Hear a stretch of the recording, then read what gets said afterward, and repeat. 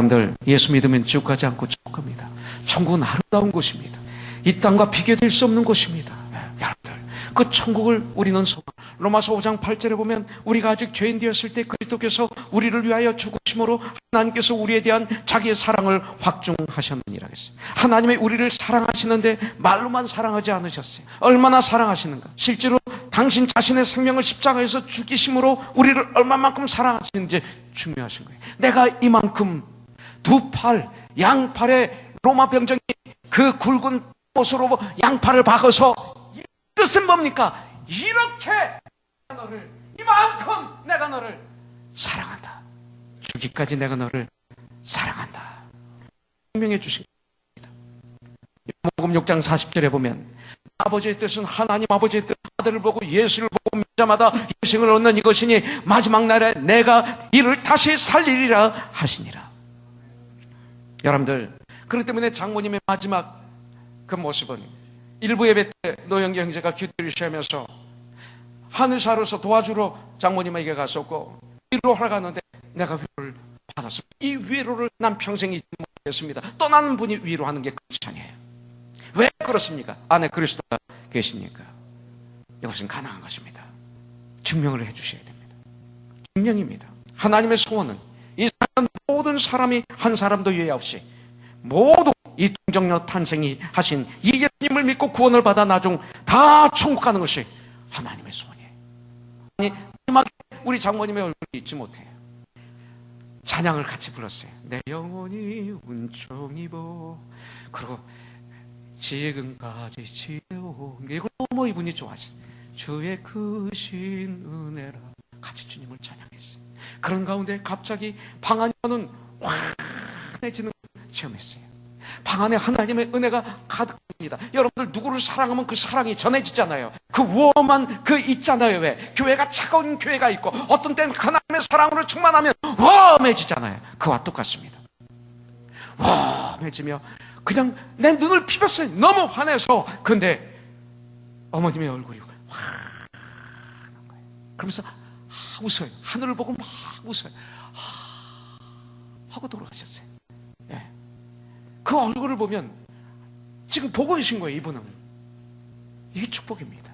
이 가장 큰 축복이 어떻게 죽느냐입니다. 어떻게 사느냐도 중요하지만 베드로전서 2장 24절 친히 나무에 달려 그 몸으로 우리 죄를 담당하셨으니 이는 우리로 죄에 대하여 죽고 의에 대하여 살게 하리 하심이라. 자책에 맞음으로 너희는 나음을 얻었나니 예수님으로 말미암아. 예수님이 이 땅에 오셔서 저와 여러분들의 죄와 이 죄를 잘못 짊어지시고 십자가를 지심으로 우리로 하여금 죄와는 상관없게 만들어주시고 영생을 얻을 수 있도록 도와주셨습니다. 그래서 이사야서 1장 18절에 보면 여호와께서 말씀하실 때 오라 우리가 서로 이야기하자. 너희 죄가 주홍 같을지라도 눈같이 헤어질 것이요 회개하면 나에게 오기만 하면 너희 죄가 진홍같이 붉을지라도 나에게 와서 내 죄 시인하고 자백하고 회개하면 나를 영접하면 양털같이 희게 되리라. 성경은 이렇게 말씀하고 있습니다. 나에게 어떤 죄가 있든지 간에 정말 하나님의 나를 사랑하셔서 동정녀 마리아 이 탄생을 통해서 이 땅에 주님이 오셔서 내 죄를 십자가에서 짊어지시고 죽으시고 3일 만에 부활하셨어요. 그래서 정말 믿는 자마다 그 죄를 다 용서해 주셨다는 이 사실만 믿고 우리 죄를 회개하면 어떠한 죄든지 막 하늘에서 갓 떨어진 그 눈과 같이 희게 비춰주실 줄 분명히 믿습니다. 다시 한번 말씀드립니다. 예수님이 2000년 전에 이 땅에 오셨습니다. 이 세상의 모든 민족을 구원하기 위해서 이제 그를 믿는 자마다 다 용서함을 받으며 영원한 생명을 얻게 됩니다. 동시에 이 땅을 왜 살아야 되는지 깨달아 알게 됩니다. 또 그 일을 하면서 주님이 우리에게 허락하신 보여준 그 일을 하면서 참 행복한 삶을 알게 되는 것입니다. 그리고 천국을 향해서 우리가 손에 손을 잡고 한 발 한 발 천국을 향해서 가는 소망 속에 사는 코너스톤이 되는 것입니다. 성탄절은 참 바쁩니다. 성탄절이 되면 이제는 카드가 거진 다 없어졌습니다. 이메일로, 페이스북으로 여러 가지 방법으로 우리가 성탄을 전하고 사랑을 전하죠. 사랑하는 자에게 선물을 주고받는 것이 성탄절입니다. 이게 참 좋습니다. 근데 성탄절이 되니까 에게 들어오는 것이 세계적인 기업들, 심지어 애플, MS도 마찬가지입니다. 세계적인 백화점들이 크리스마스라는 단어를 사용하지 않는 운동을 벌이고 있습니다. 이제 그들은 크리스마스가 아니라 할리데이라고 사용합니다. 그래서 많은 그리스도인들은 다시 성탄절이라는 단어를 다시 찾는 전쟁을 하고 있습니다. 그런데 이번에 성탄절을 맞이해서 제 마음에 와닿는 것은 뭐냐면, 정말 우리 마음에 진정한 성탄절을 우리가 보내고 있는가? 아니, 성탄절이 아닌 나의 공휴일이 아닌가? 공휴일, 할리데이가 아닌가? 크리스마스라는 것은 찾으려고 하지만 실질적인 삶 속에서는 이미 세상에 중독이 걸려서 할리데이가 되고 있지 않은가? 성탄절을 맞아서 정말 성탄의 선물을 우리가 진정 받았는가? 주님이 주신 선물을 여러분들 받으셨습니까? 이겁니다. 그래서 오늘 말씀을 통해서 주님이 이 땅에 오신 목적을 몇 가지만 공부하기로 합니다. 그래서 성경에 보면 내가 온 것은 이런 말씀이 있어요. 동정녀 마리아를 통해서 이 땅에 예수님께 오신 목적이 뭔가? 마가복음 10장 45절에 보니까 인자가 온 것은, 내가 온 것은 섬김을 받으려 함이 아니라 도리어 섬기려 하고 자기 목숨을 많은 사람의 대속으로 주려 하였다, 이렇게 말씀하셨습니다. 영어로는 and to give his life as a ransom for many, 이렇게 말하고 있습니다. 이 땅에 태어나면서부터 아담이 원죄를 타고 사탄의 노예로 이 땅에 태어났습니다. 아니라고요? 여러분들, 갓 태어난 아기들이 얼마나 천사 같습니까? 많은 분들은 이 아이가 무슨 죄가 있어 그래, 이렇게 아름다운 아이, 이 천사 같은 아이, 이렇게 깨끗한 아이, 이렇게 순결한 아이, 여러분들 눈으로 볼 때 그렇죠.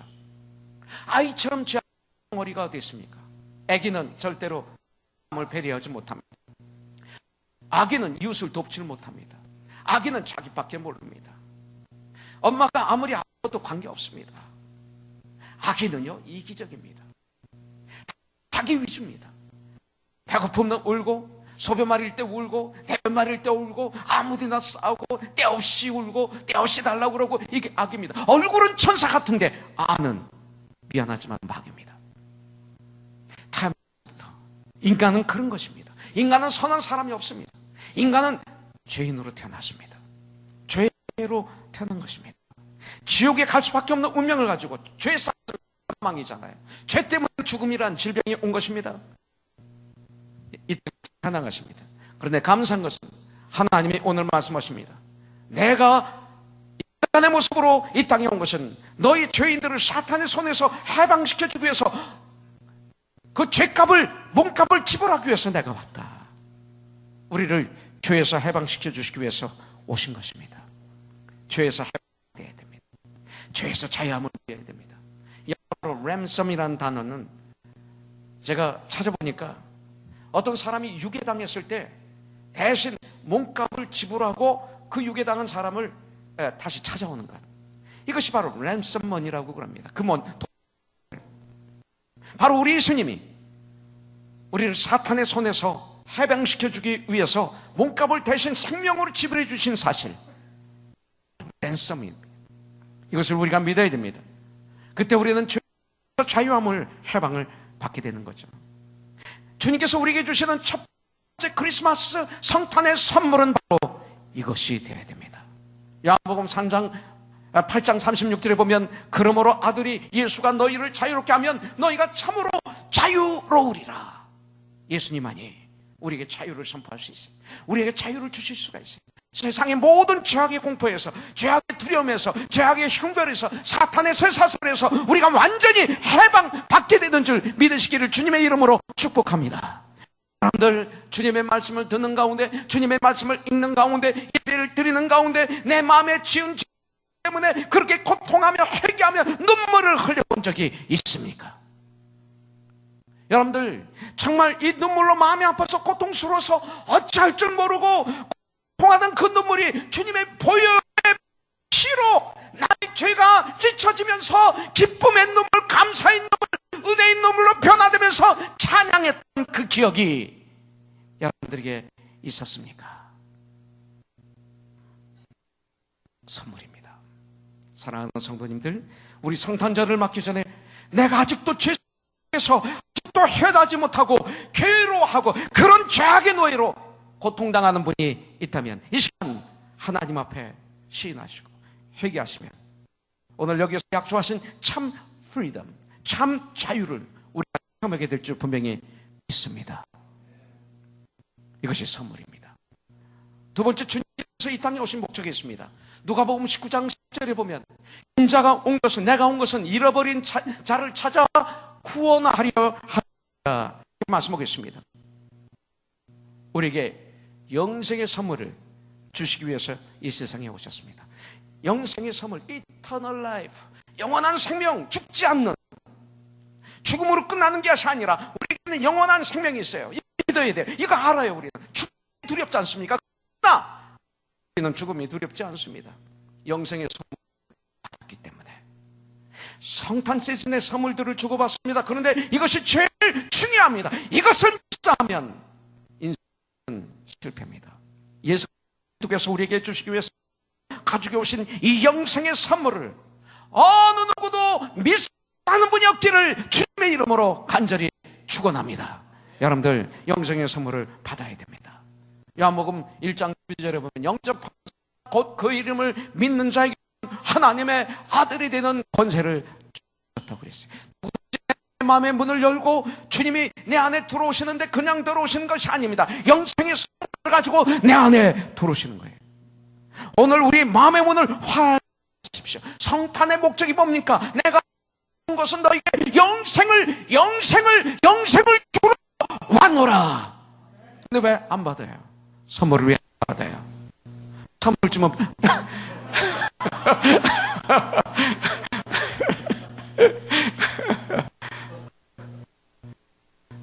에스더 집사 있어요 지금?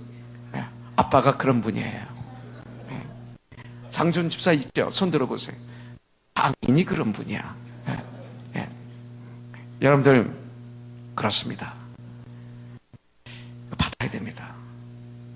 아직 한 번도 예수님을 주인으로 구원자로 내 안에 내 마음 중심에 모시지 못한 분이 있다면 구원의 선물, 영생의 선물을 이 시간 손을 벌려서 마음의 손을 벌려서 받으세요. 선물은 거저 주는 거야. 선물은 돈 주고 사는 거야.